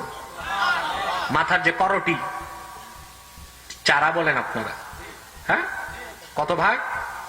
54টা টুকরা। কেন? আল্লাহ জানেন মানুষ হরতাল করবে, বিকেটিং করবে, মারামারি করবে। এটা যদি বেলের মতো এক টুকরা হইতে এক বাড়িতে ডান্ডি পটা শেষ, ঠিক না? এজন্য ভাগ করছেন কয়টা? 54টা। সূক্ষ্ম তন্তু বা সুতা দিয়ে সেলাই করে রাখছেন, যেখানে মাথায় বাড়ি ওই অংশ ভাঙবে, সেলাই চলবে। সুবহানাল্লাহ, আল্লাহু আকবার কবীর। তারপরে তিনি বলেন, আমি অত্যন্ত সুন্দরভাবে অস্তিত্বহীন মানুষটিকে ধীরে ধীরে ধাপে ধাপে ক্রমে ক্রমে 10 মাস 10 দিনে পেটের মধ্যে পূর্ণতা দিলাম। সুম্মা আনশাআনাহু খালকান আখার। আল্লাহ বলেন, তারপর বীর্য হিসেবে নয়, গোশতের টুকরা হিসেবে নয়, হাড্ডি হিসেবে নয়, পূর্ণাঙ্গ নতুন সৃষ্টি হিসেবে আমি তাকে দুনিয়ায় পাঠাই। ঠিক কিনা? এই পুরা মানুষটাকে তিনি তৈরি করেছেন সামান্য বীর্যের ফোঁটা থেকে। আল্লাহ সেই দিকে ইঙ্গিত দিচ্ছেন, মানুষ তুমি রাজা হও, বাদশাহ হও, মন্ত্রী হও, এমপি হও, যেই হোক, তোমার সৃষ্টিটা তরল এক ফোঁটা বীর্য থেকে। অতএব তোমাকে কি দিয়ে বানানো হলো সেটা তুমি লক্ষ্য করো। সুবহানাল্লাহ বলেন, ঠিক কিনা? আল্লাহ বলেন, আল্লাহ রাব্বুল আলামিন বলেন, ইয়াখরুজু মিন বাইনিস সুলবি ওয়াত তারাইব। সেই বীর্যটা বের হয় বাইনিস সুলবি আই সুলবির রাজুল ওয়াত তারাইবিল মারআ, পুরুষের পাজরের হাড্ডি থেকে আর মহিলাদের 2 স্তনের মাঝখানে বুকের হাড্ডি থেকে। বলেন সুবহানাল্লাহ। আল্লাহ 1500 বছর আগে তথ্য দিলেন, যেটা বিজ্ঞান 1500 বছর পরটা স্বীকার করছে। পুরুষের যেটা ওটা স্পার্ম, মহিলারটা ওভাম, যেটা বাংলায় বলা হয় শুক্রাণু আর ডিম্বাণু। সুবহানাল্লাহ বলেন, শুক্রাণু এবং ডিম্বাণু, এই দুইটার মিশ্রণ ছাড়া মানুষ হতে পারে না। পুরুষেরটা বের হয়, পুরুষের যেটা স্পার্ম, শুক্রাণু, এটা বের হয় তার পাজরের হাড্ডি থেকে, আল্লাহ তথ্য দিয়েছেন। আর মহিলারটা বের হয় 2 স্তনের মাঝখানে তার বুকের হাড্ডি থেকে। বলেন সুবহানাল্লাহ, জোরে বলেন সুবহানাল্লাহ। চিন্তা করেছেন 1500 বছর আগে আল্লাহ রাসূলের নিকট কোনো ল্যাবরেটরি ছিল না? ছিল? অপারেশনের কোনো ব্যবস্থা ছিল না, অণুবীক্ষণ যন্ত্র ছিল না। কিন্তু আল্লাহ তাআলা তার হাবিব নবীজি মুহাম্মদ সাল্লাল্লাহু আলাইহি সাল্লামের মাধ্যমে মানব সৃষ্টির রহস্যের যে কথা কোরআনে বললেন 1500 বছর আগে, আধুনিক দর্শন এবং বিজ্ঞান আল্লাহর কোরআনের সেই তথ্যের সামনে মস্তক অবনত করে দিতে বাধ্য হয়েছে। বলেন সুবহানাল্লাহ, ঠিক কিনা বলেন? মিন বাইনিস সুলবি ওয়াত তারাইব, পুরুষের পাজরের হাড্ডি আর মহিলা বুকের হাড্ডি থেকে একটা শুক্রাণু আর একটা ডিম্বাণু। সুবহানাল্লাহ বলেন। শুক্রাণুটা পুরুষের অংশে থাকে, ডিম্বাণু মহিলার অংশে থাকে। তারা যখন একত্রিত হয়, পুরুষের জনন কোষ, মহিলার জনন কোষ একত্রিত হয় মহিলার রেহেমে। ঠিক কিনা বলেন? আল্লাহ রাব্বুল আলামিন বলেন, আফারাআইতুম মা তুমনুন আআনতুম তাখলুকুনাহু আম নাহনুল খালিকুন। ওই পুরুষ আর মহিলা, তোমরা যে স্বামী স্ত্রী একত্রিত হও, বীর্যপাত ঘটাও, সেই সামান্য পানি বীর্য থেকে এত সুন্দর আকৃতির মানুষ তৈরি তোমরা করো না, আমি আল্লাহ রাব্বুল আলামিন করি।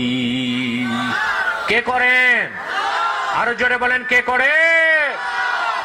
আল্লাহ আমাদেরকে বানান, অস্তিত্বহীন থেকে তিনি আমাদের অস্তিত্ব দান করেন। তারপর তিনি বলেন, এরপর আল্লাহ বলেন, ইন্নাহু আলা রাজইহি লাকাদির। আল্লাহু আকবার। আল্লাহ তাআলা 7টা আয়াতের মধ্যে সব কথা বলে 8ম আয়াতে তিনি বলেন, আমি যেই আল্লাহ রাব্বুল আলামিন অস্তিত্বহীন মানুষটিকে বীর্যের মতো সামান্য পানি থেকে এত সুন্দর মানুষটাকে তৈরি করেন, মৃত্যুর পরে সে মানুষটার হাড় হাড্ডি গোশত চামড়া মাটিতে মিশে যাবার পর সে আল্লাহ রাব্বুল আলামিন অবশ্যই পুনর্বার হাসর ময়দানে তারে জিন্দা করার ক্ষমতা রাখেন। রাখেন কিনা বলেন? আওয়াজ করে বলেন, রাখেন কিনা? আল্লাহ ক্ষমতা রাখেন কিনা বলেন? আল্লাহ প্রথম 7টা আয়াতে সব কথা বললেন, বলে 8ম আয়াতে বললেন, মনে রেখো মানুষ, কাফেররা, যে আল্লাহ অস্তিত্বহীন মানুষকে সামান্য বীর্য পানি থেকে তৈরি করার ক্ষমতা রাখেন, পুনর্বার মৃত্যুর পর দেহটা মাটির সাথে ভ্যানিশ হয়ে যাওয়ার পর হাসর ময়দানে তিনি আবার তাকে জিন্দা করার ক্ষমতা রাখেন। রাখেন কিনা বলেন, আরো জোরে বলেন। কেমন ক্ষমতা রাখেন তিনি সূরা কিয়ামতে বলেন, লা উকসিমু বিয়াউমিল কিয়ামাতি ওয়া লা উকসিমু বিন নাফসিল লাওয়ামা আয়াহসাবুল ইনসানু আল্লান নাজমা'a 'ইযামা বালা কাদিরিনা আলা আন নুসাউইয়া বানানা।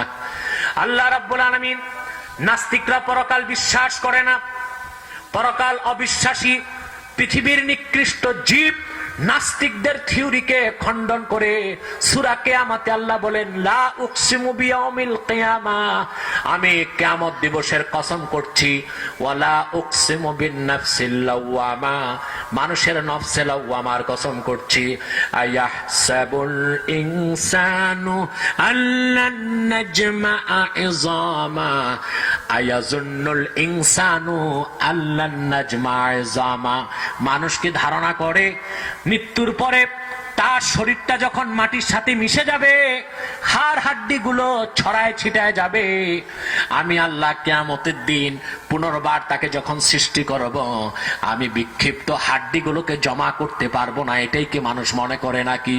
শুনে রাখো মানুষ, বালা কাদিরিনা আলা আন নুসাউইয়া বানানা, আমি শুধু মানুষটাকে জিন্দা করব তাই নয়, তাই নয়, আমি তাকে যখন জিন্দা করব তার আঙ্গুলের অগ্রভাগ গুলোকে দুনিয়ায় যেমন ছিল তেমন বিন্যস্ত করে দেবার ক্ষমতাও রাখি।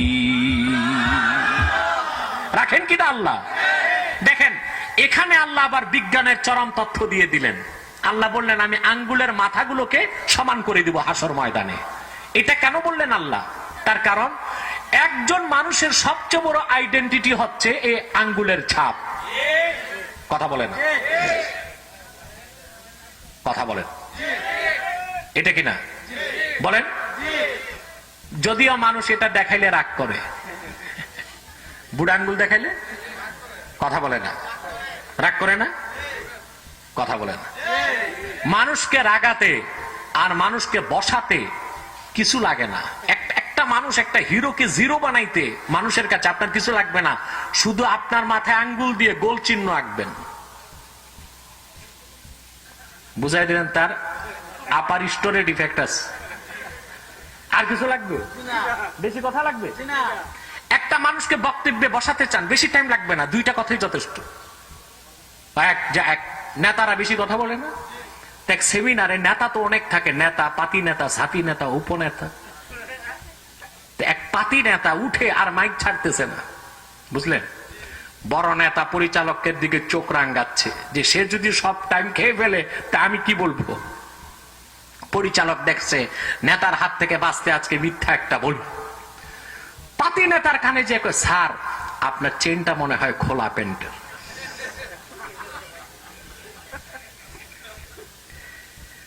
ওই বেটার আর বক্তব্য আছে, কথা বলে না, চেয়ারে বসে দেখে না চেন ঠিক আছে, তুমি মিথ্যা বললা কেন? স্যার লাগছে যেমন খোলাই ছিল। একটা মানুষকে খেপাতে আপনার বেশি জিনিস লাগবে না, শুধু বুড়া আঙ্গুল দেখাবেন, খেপে যাবে, ঠিক কিনা? এইটারে এত খেপেন, এটাই আপনার আসল আইডেন্টিটি। কোটি কোটি মানুষের মধ্যে কোন মানুষের সাথে কোন মানুষের মিল নাই, প্রতিটি মানুষের সত্তা ভিন্ন ভিন্ন। আল্লাহ কতগুলো আইডেন্টিটি রেখেছেন। প্রথম আইডেন্টিটি, চেহারা আলাদা আলাদা। এক বাপের ঘরে যদি 20 সন্তান হয় একরকম হবে না, আলাদা আলাদা, ঠিক কিনা বলেন? অথচ বিজ্ঞান বলেছে পিতা মাতা থেকে ক্রোমোজোমের মাধ্যমে চেহারা নির্ধারণ হয়, হাত পা নির্ধারণ হয়, বুঝলেন না? এই জন্য দেখবেন যেই এলাকার মানুষ বেটে সন্তানরাও হয়, যে এলাকার মানুষ লম্বা সন্তানরাও লম্বা, ঠিক কিনা? যে এলাকার মানুষ ফর্সা, সন্তানরাও ফর্সা, কালোদের সন্তান কালো। ব্যতিক্রম আমাদের বাংলাদেশে, এখানে কোনো নাই এখানে মানে কালো, লম্বা নাক, লম্বা নাক, ছোট, বোচা, কালো, সাদা, ফর্সা, আলকাতরা টাইপ, বিভিন্ন টাইপের মানুষ দেখা যায়। তার কারণ এই দেশটাকে বিদেশিরা শাসন করছে অনেকদিন, ওলন্দাজ, ঠিক কিনা, ডাচ, তারপর ইংরেজ, তারপরে আপনার পাকিস্তানি খান, কথা বলে না, অনেক জাতি শাসন করছে। ওরা এখানে আসছে, শাসন করছে, ওদের বংশ বৃদ্ধি করছে। এই জন্য এদেশের মানুষের চেহারার কোনো মিল খুঁজে পাওয়া, এক এক রকম চেহারা, বুঝতে পারছেন কথা? এই ক্রোমোজোমের মাধ্যমে আল্লাহ তাআলা নির্ধারণ করেন নাক কেমন হবে, দাঁত কেমন হবে, মুখ কেমন হবে। সুবহানাল্লাহ, সুবহানাল্লাহ। তারপরও একই বাপের 20 সন্তান, 20 রকম চেহারা। যদি একরকম চেহারা হতো বিপদ হতো না? খুন করতে একজন, কাঠগড়ায় দাঁড়াইতো আরেকজন, ঠিক কিনা? অন্যায় করার পর বাপ ধরতো, তুমি করেছো, ও বলতো বাবা আমি করিনি, ও করছে। ও বলতো আমি তো করিনি, ও করছে। সবটা একরকম চেহারা থাকলে এই বিপদটাই ঘটতো। তো দুনিয়াতে আর দুনিয়াদারি চলতো? কথা বলে না, চলতো? আল্লাহ আইডেন্টিটি, প্রথম আইডেন্টিটি করলেন, চেহারায় কোনো মিল থাকবে না। দ্বিতীয় আইডেন্টিটি হলো কণ্ঠ আলাদা। একজন মানুষের কণ্ঠ আরেকজন যতটাই নকল করুক না কেন, আসল আর নকলের পার্থক্য মানুষ ধরতে পারবে। 3 নাম্বার সবচেয়ে বড় আইডেন্টিটি হলো আঙ্গুলের ছাপ। এটা দিয়ে আল্লাহ মানুষকে আলাদা করবেন। কারণ একই কবরস্থানে লক্ষ লক্ষ মানুষকে দাফন করা হচ্ছে, তাদের গোশত হাড্ডি সব মাটির সাথে মিশে যাবে। হাসর ময়দানে প্রতিটা মানুষ যেন আলাদা পরিচয় উঠে, এই জন্য আঙ্গুলের ছাপকে আল্লাহ স্পষ্ট ভাবে কোরআনে উল্লেখ করেছেন। আমি মানুষটাকে শুধু জিন্দা করব তাই নয়, তার আঙ্গুলের ছাপের রেখ গুলো যেমন ছিল ওই রকম থাকবে, আঙ্গুলের মাথা গুলোকেও আমি আল্লাহ সুবিন্যস্ত করে দেব হাসর ময়দানে। বলেন সুবহানাল্লাহ। দেখেন, বিজ্ঞান তো আইডেন্টিফাই করার জন্য মানুষকে পাসপোর্ট বের করলো, তারপর আইডি কার্ড, ঠিক কিনা, তারপর ছবি। সব কিছুর পর আপনারা যারা বিদেশ সফর করছেন দেখছেন, ইমিগ্রেশনে এন্ট্রি করার সময় আঙ্গুলের ছাপ, এটা শেষ। কথা বলে না? ইমিগ্রেশন অফিসার আপনার পাসপোর্ট দেখবে, কম্পিউটারে আপনার তথ্য মিলাবে, তারপর আপনার ছবি তুলবে, শেষে আপনাকে মনিটরের মধ্যে বলবে আপনি এখানে ছাপ দেন। কি দেন? বাস আঙ্গুলের ছাপ নিয়ে আপনাকে বের করে দিবে, যান।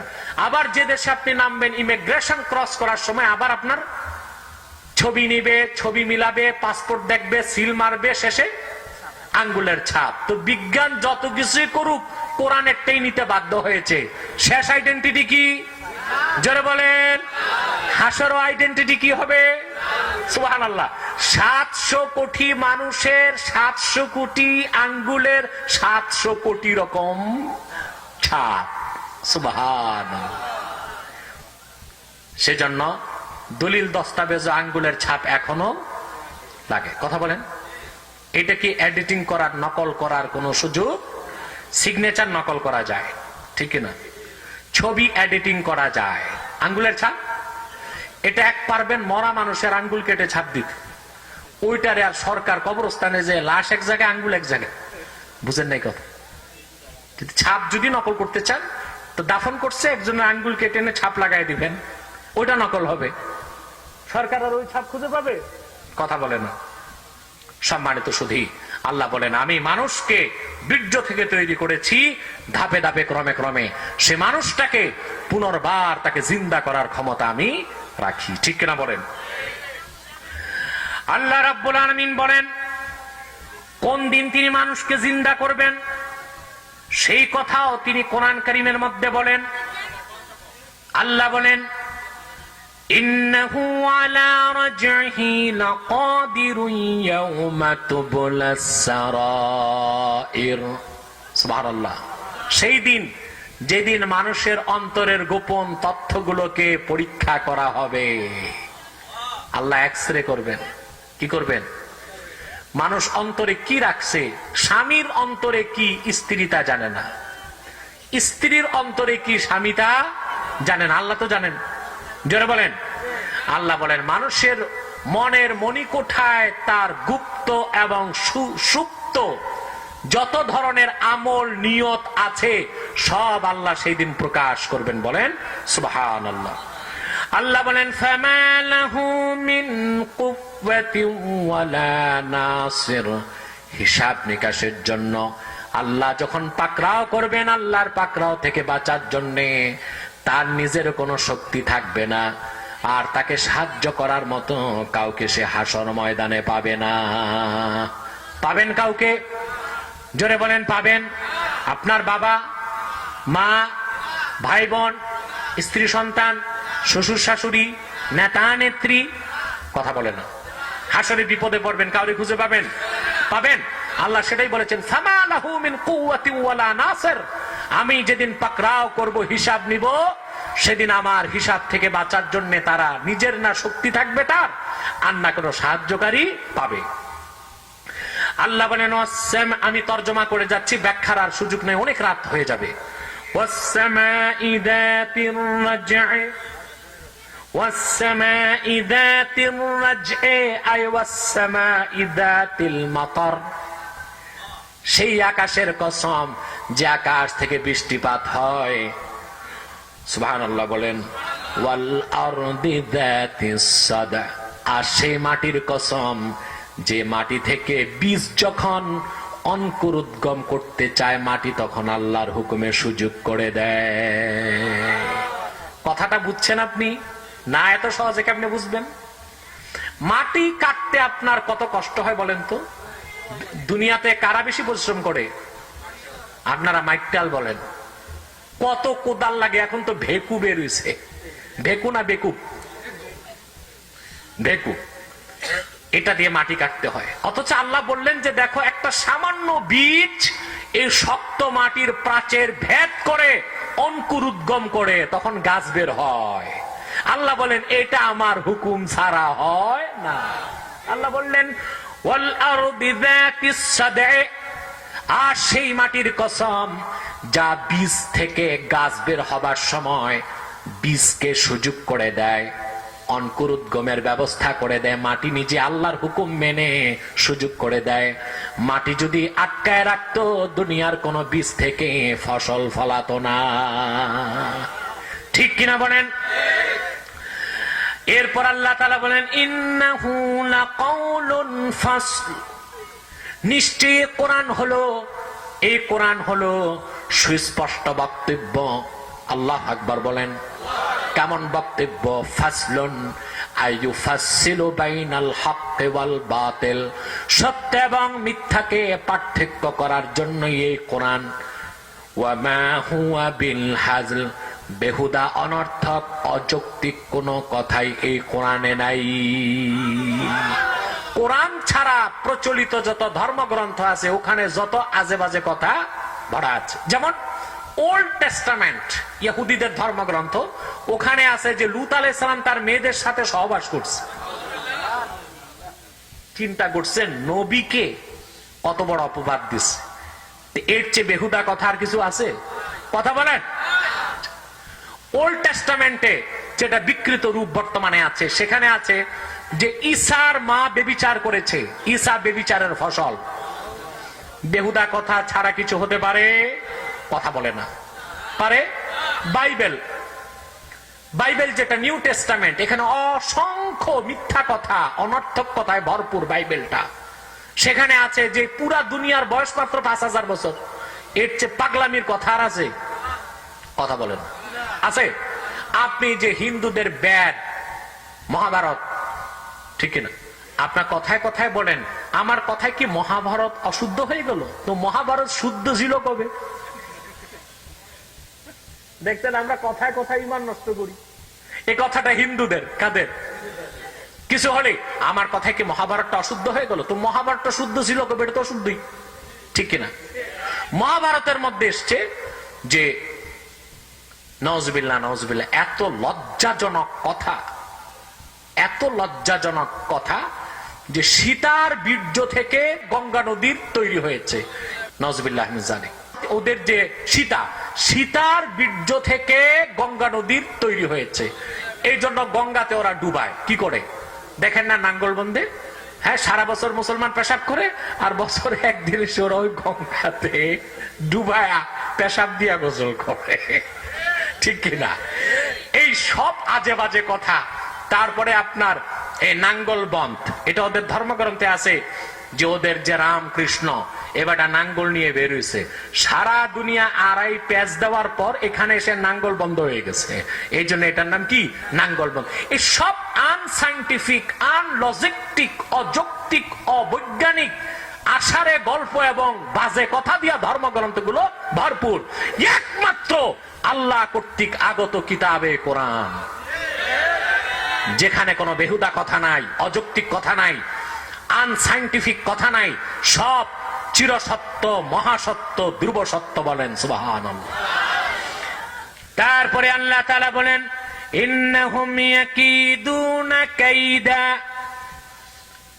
কাফের মুশরিকরা এই কোরআনের বিপক্ষে চক্রান্ত করে। চক্রান্ত তো এখনো আছে, কথা বলে না। আল্লাহ বলেন সাউন্ড তো বাড়তেছে না, আগের মতো করে দাও। আল্লাহ বলেন কাফের মুশরিকরা কোরআনের বিপক্ষে চক্রান্ত করে। ওয়া আকিদু কাইদা, কাফেরদের চক্রান্ত নস্যাৎ করার জন্য আমি আল্লাহ কৌশল প্রয়োগ করি, বলেন সুবহানাল্লাহ। ফামাহিলিল কাফিরিনা আমহিলহুম রুয়াইদা। মুহাম্মদ সাল্লাল্লাহু আলাইহি ওয়াসাল্লাম, কাফেররা চক্রান্ত করছে, তাদের চক্রান্তে আপনার দৃষ্টি দেবার কোনো দরকার নাই, আপনি ছেড়ে দেন, আমি কিছু সময় তাদের সুযোগ দিব, তারপর এমন পাকড়াও করব আমার পাকড়াও থেকে কোনো কাফের বাঁচতে পারবে না, ঠিক কিনা বলেন? আল্লাহ স্পষ্ট করে দিলেন যে মুহাম্মদ সাল্লাল্লাহু আলাইহি সাল্লামের দ্বীন এবং কোরআনের বিপক্ষে চক্রান্ত ১৫০০ বছর আগে কাফেররা করেছে, তাদের চক্রান্তকে আল্লাহ নস্যাৎ করেছেন। শুধু কিছু সময় দুনিয়াতে তারা সুযোগ পেয়েছিল, তার দ্বারা তারা মুহাম্মদ সাল্লাল্লাহু আলাইহি ওয়াসাল্লামের দ্বীন এবং আল্লাহর কোরআনের কোনো ক্ষতি করতে পারে না, এখনো পারবে না, কিয়ামত পর্যন্ত পারবে না। আমরা সূরা আত-তারিক থেকে সংক্ষেপে যা শুনলাম তার জন্য আল্লাহ আমাদেরকে আমল করার তৌফিক দান করেন। আমরা পরকালকে বিশ্বাস করি, আল্লাহ আমাদেরকে জিন্দা করবেন, সেজন্য আমরা ইহজাগতিক নয়, আমরা পরজাগতিক, ঠিক না? দুনিয়াতে আমাদের সব কাজকর্ম হবে পরকালকে লক্ষ্য করে, কেন্দ্র করে। আল্লাহ যেন আমাদেরকে তৌফিক দান করেন।